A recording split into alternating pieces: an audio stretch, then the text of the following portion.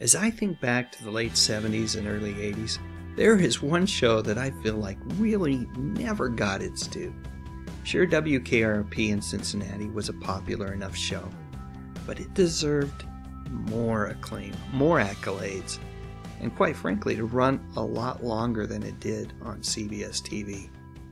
It was one of those shows that really deserves to be considered an all-time classic, and I don't know if WKRP got the respect it deserved back then, and definitely deserves now. A frequent question that I've gotten over the past couple of years, most recently from Patreon subscriber Justin Eilette, is whatever happened to Gary Sandy? It seems like he just disappeared, dropped off the face of the earth. Well, folks, I'm happy to report that nothing could be further from the truth. I'll provide an update on Gary's current activities in just a moment, but first let's talk about WKRP a bit more. Just look at that cast. Holy cow, what a talented group of people.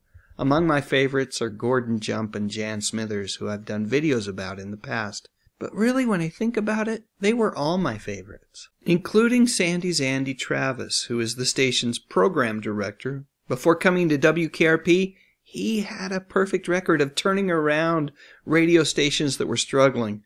But with the crazy crew at WKRP, well, he definitely has his hands full if he wants to keep that streak alive. Wikipedia points out that the show's wonderful opening theme song is about Andy and his decision to settle down in Cincinnati. Before WKRP, Sandy learned the ropes on daytime television. At the time, many of them were done live, and it was doing those network soap operas that he fostered a love for performing in front of a live audience. Sandy also found guest star gigs on shows like Medical Center, Barnaby Jones, and one of my favorites, Starsky and Hutch. And after WKRP, Sandy continued to pay the bills by working on shows like Murder, She Wrote and LA Law. But like I said, he loved performing in front of a crowd. So it should come as no surprise that Gary looked for opportunities to do live theater on Broadway whenever he could. In the early 80s, he took over for Kevin Kline after he left Pirates of Penzance. And then he joined a bunch of television legends for the revival of Arsenic and Old Lace. Wow, just look at that cast. As cool as being in Pirates of Penzance had to be, I think working with Marianne Cunningham and Barnabas Collins is even cooler. Over the years, Gary has continued to tour the country and do live theater. I found this picture on Twitter of a 2015 appearance on Kansas City radio station KCUR. Yep, just two program directors hanging out and shooting the breeze.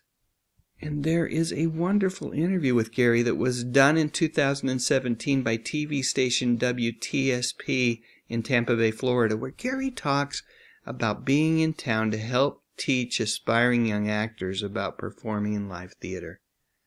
I've got to say, I love it when I find examples of actors giving back, and this clearly appears to be one of those times. If you want to find that interview, just Google the name Gary Sandy with Great Day Tampa Bay. Even more recently, Gary has been performing on stage as hard-boiled pulp fiction detective Mike Hammer. The play is staged in such a way that it is presented as a live radio production from the 30s or 40s. While Sandy roams the stage in character, the other actors actually perform as the radio cast in studio, bringing the drama to life. Being a fan of old-time radio dramas, I'd really love to see something like this if it ever came to Utah. End of the day, perhaps Gary says it best when people ask him where he's been. He simply replies back, "I never went away."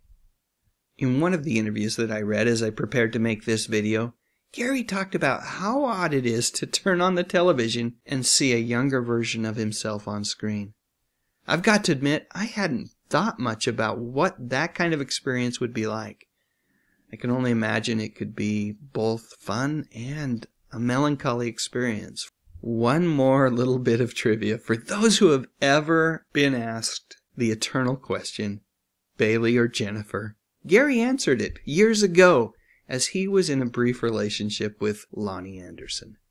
Okay, now it's your turn. Please share your memories in the comments section, and while you're at it, I'd love a thumbs up if you enjoyed this video, and I would be honored if you would consider subscribing to my channel. I talk about music, movies, and television, mostly from the 50s, 60s, 70s, and 80s.